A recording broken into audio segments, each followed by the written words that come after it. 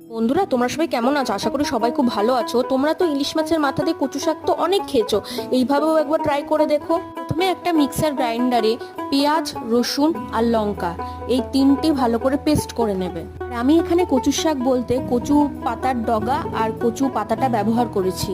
পাতার ডগা আর পাতাটাকে কুচিয়ে ভালো করে ধুয়ে 5 মিনিট ঢেকে দিলেই কচু পাতাটা সেদ্ধ হয়ে যাবে। তারপর ওটাকে নামিয়ে ইলিশ মাছের মাথার মধ্যে পরিমাণ মতো লবণ আর হলুদ দিয়ে ভালো করে মেখে নিয়ে কড়াইয়ের মধ্যে তেল দিয়ে মাছের মাথাটা ভালো করে ভেজে নেবে। এই তেলেই মাছটা ভাজা হয়েছিল, সেই তেলেই তেজপাতা দিয়ে পেঁয়াজ, আদা আর লঙ্কার যে পেস্টটা ছিল ওই পেস্টটা দিয়ে ভালো করে কষিয়ে নেবে। তারপর পরিমাণ মতো জিরে গুঁড়ো, লঙ্কা গুঁড়ো আর লবণ, হলুদ দিয়ে ভালো করে কষিয়ে যে কচু শাকটা ছিল সেটা দিয়ে দিবে। শাকটা দিয়ে ভালো করে নেড়ে ইলিশ মাছের মাথাটা দিয়ে দেবে। খুন্তি দিয়ে নাড়তে নাড়তে মাথাটাকে ভেঙে নিতে হবে।